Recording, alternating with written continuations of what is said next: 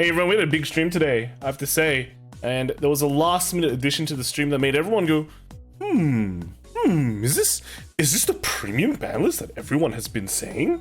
And yeah, they did say there was going to be a change to standard rules as like a last minute addition, and people, I mean, there was a lot of copium going around, man. They're like, oh my god, in Japan, everything is something standard format, so you know, it's like V standard, P standard. That means the balance is coming, everyone.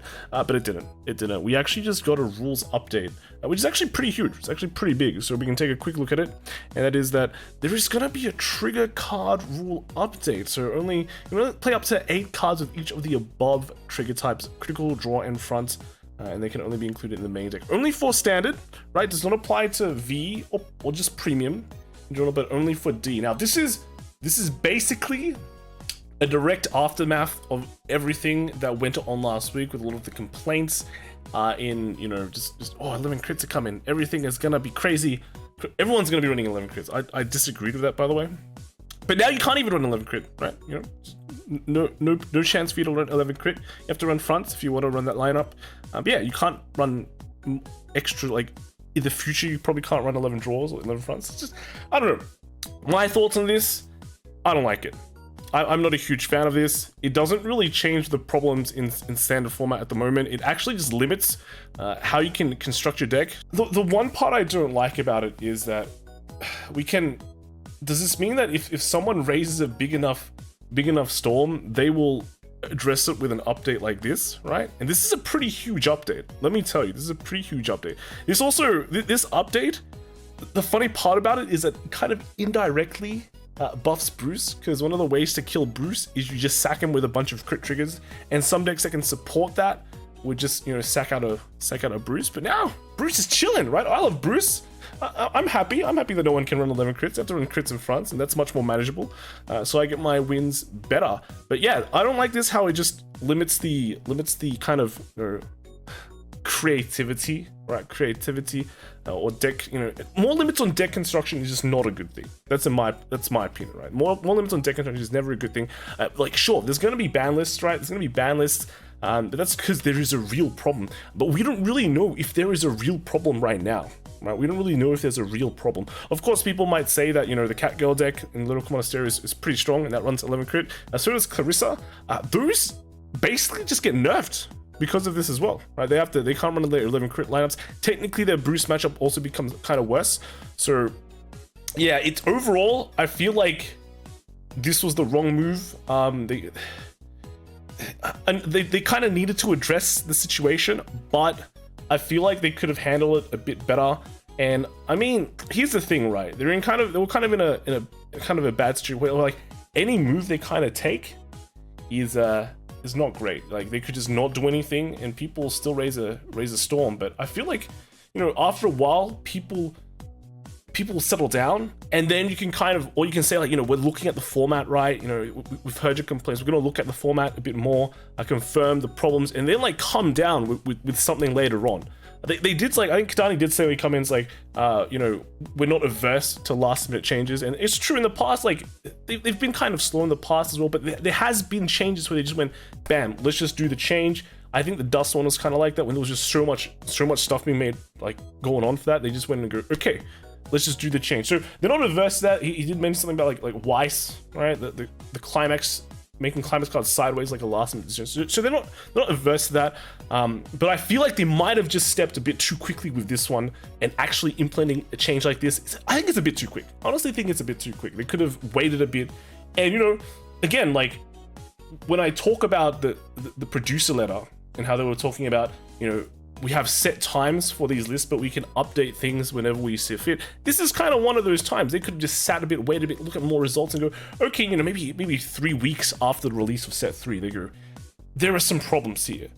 Let's kind of do a change then, and go, okay, the problem here is this. Might not be the triggers, right? It could be something else. Let's just hit that, and it's kind of done. They still had to kind of implement a restriction list for standard, and that's always not a good look, but they're kind of more confirmed about what they're hitting. Right now, they could change this trigger card update, right? They could change the trigger rules. And then 3 weeks later, after set 3, Bruce is like having an insane win rate, right? Just it's a big problem, and then they might have to do it again, and that just kind of looks bad, right? So I feel like they should have kind of just maybe they can make a notice, like communication's always good. And I like how they communicated this time. They did the apologies as well, which happens all the time when they do those kind of things. But I feel like you could have waited a bit, say we're looking at it, and then, you know, say something, give us a timeline. Let's say like 3 weeks after the set 3 release, we'll revisit this and, you know, come back with a solution then, rather than just going bam, let's just do a change now. Now, one thing I want to say is that this could be one of those changes where they revert later on. So they go, okay, you know, we maybe went a bit fast with our trigger, third crit triggers, so nothing's ready. We're gonna limit the amount of triggers you can run right now, and then, you know, when Civ 5 is released, or like, you know, 6 months down the track, okay, we're changing this because I feel like everyone can play like an 11 crit deck, and people won't feel bad playing against it, kind of thing, right? So it definitely is easily reversible. It just depends what cards are coming out. So overall, I'm not really happy with this change. I feel like it's kind of negative, right? It's a bad look. Of course, they're in a bad situation. I do appreciate that they're communicating with us. I do hope that they did kind of, you know, wait around a bit, just wait a bit for, like, you know, see the set 3 meta before doing the change, not just like jumping in on or so quickly. Like, to be honest, I would prefer like they just added more defensive options rather than just like ban or limit the amount of triggers you can run. But yeah, that's kind of something that they've went with, and I guess we have to deal with it. And yeah, it's good that, you know, I guess it, like the action is kind of cool. It just shows again that, you know, Bushiroad can kind of make these changes very quickly if they really wanted to. They also mentioned something about the anime, how they were listening to feedback. It is going to be more back to kind of like a hobby thing, a card gaming thing. So that's kind of nice. It's kind of nice. Like, they're listening to feedback, so that's good. So lots of applause for that. And yeah, that's kind of it. So standard, this is going to be implemented, I think, on Friday. So from then on, you can only play 8 crits. Can't go 11 crit. Right. Bad times. Now, moving on, they did announce some more cards as well. So this is a nice deleter card for Link Joker. So auto, when this unit is placed on Vanguard Circle or Regard Circle, Soul Blast 1 and discard a card with deleter in its card name from your hand to search your deck for up to 2 cards with deleter in their card name, discard them and shuffle your deck. And if you discard a 2 from your deck, you draw a card. So it's pretty cool. You can just kind of nice plus, right? Nice plus. And then when this unit is retired, second effect, from the Regard Circle, Counterblast 1, choose a grade 3 card from your drop with a deleter in its card name and return it to your hand. So overall, it seems pretty solid for deleters. Deleters haven't been doing much, right, I guess. So getting some support is nice. Notice your Vanguard does not have to be a deleter for this to work, but you know, you need to discard deleters. So I guess you can probably make a hybrid deck, but I don't know how that'll work out. It's up to you to find out, boys. Next card we got was a D card. This was Story Chaos. So on the Vanguard Circle or Regard Circle, continuous effect. This card may only attack from the 4th battle of each turn. It only has 5k, but guess what? It has 2 criticals. 2 criticals. But I think it's a pretty bad card, like, to be honest. You can only attack on the 4th battle each turn. Yeah, in the bin you go, mate. And then I think lastly, we've got another card. This is a Dark Irregulars card. So the first effect is auto. The number of cards discarded for your hand for this cost is reduced by 1 for every 5 cards in your soul. When this unit is put on the Guardian Circle, you can counterblast 1, discard 4 cards, and perform one of the following effects. So you can give one of your units, and it gets power 10,000 to the end of turn, or you choose one of your units, and it cannot be hit until the end of that battle. So basically, you play Dark Irregulars, you get a lot of soul, you have more perfect cards, right? That's not perfect cards, so it gets around those Sentinel restricts. Now, I guess people have been mentioning, yeah, this is good with Dantarin.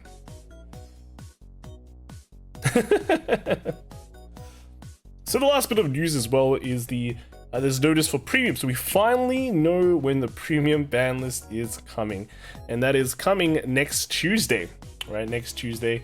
Apparently it's a big one, and Dr. O did add a bit of a message at the end of the stream, which, you know, kind of raised some confidence in this ban list, right? I always expect the worst, hope for the best, and, you know, this time maybe the hopium is real, right? Maybe hoping for the best might actually come true. So I got Banlist Ken to translate it, because he was sitting around, because I told him, hey dude, there's some standard rules happening, so you need to come over. And he's like, oh yeah, sure man. So thanks to him, We got a nice translation, and he is coming in next Tuesday too for this ban list. So if you wanna see him, he will be here. We will be talking about the ban list as usual, and maybe Kelvin will be too, because unluckily for him today, he had his second shot and he is now a bit under the weather, to put it lightly. So what they said was that Dr. O won't be there next week to announce the premium bans. They took a lot of time to balance out making the format high-powered and exciting, while also limiting the decks that take it too far. And many Japanese players may find it difficult to see why certain cards got restricted, but premium bans are very much influenced by the global community and the meta, which is that is already very, very nice to hear. It means that, you know, like, sure, there was the note last week where they were like, you know, premium doesn't need any ban, but you know, they actually looked at the foreign community and went, okay, you know, there's a lot of resources here, and you know, we've got to take those results and maybe, you know, listen to some of the players there, right? Hopefully we'll take their opinions at least and incorporate it into our list and find out, you know, these cards, they look strong, but you know, they could be really, really broken or create undesirable scenarios or an environment where we can't really design cards. So yeah, it's just good to know that they've been taking a look at the foreign metagame. He goes on to say, so it would be interesting for Japanese players to see what is being said outside of Japan if they really want to know why things are going to be limited the way they will be next week. So that's another thing, is that the Japanese community is also very closed off. They usually use their own resources, right? Like they watch their own videos, because one, you know, there's a language barrier, right? There's a language barrier. They like if a Japanese person doesn't understand English well, he's not going to watch me. He's not going to watch Solon. He's not going to watch Different Fight, right? He's just going to watch their own kind of Japanese resources. And in my opinion, the premium resources in Japan, they like certain things. Some of them are like, they have some great videos. They show some great, you know, combos and things like that. But when it comes to being super degenerate, right, you just have to go overseas and look at all the Blade Master matchups, right? So I think it's nice that Doctor is like reaching out and going, you know, go take a look at some some broken combos out there, and you might see why. You know, go search up the card, see what deck it's being used, and then try it out in your locals and make everyone crit premium. But I think that's great, right? That's great that, you know, he's done that, but it kind of shows they're looking at these other lists, or the foreign metagame for premium, and they're building a list out of that. They did mention as well in the produced letter, this is more explicit in the Japanese version, that then this ban list, they're gonna kind of go over it briefly on stream, but the big chunk of it is gonna be on the site. So I'm expecting this is gonna be a Yu-Gi-Oh style ban list where it's gonna be massive. Well, I hope it's gonna be massive. Everyone's been talking about we need a nuclear ban list, and I think this is what it's implying. And then the last few points that he said was just, they took the time to find the right balance between, you know, limiting strong decks and keep the format high powered, because that's what they want to be. Like premium, you know, have so many cards, you want it to be just really strong.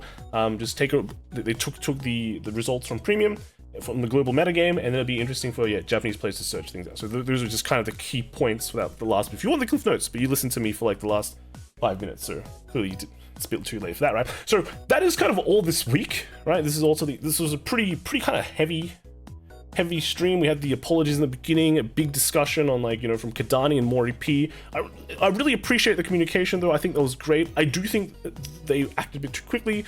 They probably should have slowed down a bit, you know, so everything down. Let's see some more results in the next couple of weeks. I know it's a bit hard as well because of COVID, but I think on the 25th is what they're saying, that like tournaments are restarting, but it really depends on that situation. But yeah, I think they just kind of stepped a bit too quickly, but the news for the premium ban list is looking pretty promising, right? Pretty promising. So let me know what you guys think in the comments below. If you like Bruce, let me know. If you think they went a bit too far, or you love this change because, you know, screw 11 crit decks, you know, say it there as well. And let me know if you're also hyped for the premium ban list next week, right? Next Tuesday. So I'll see you in the next video. It'll be tomorrow about stuff. But we will definitely have a party next Tuesday. All right. So stay safe, boys, and I'll see you guys in the next video. All right. Bye.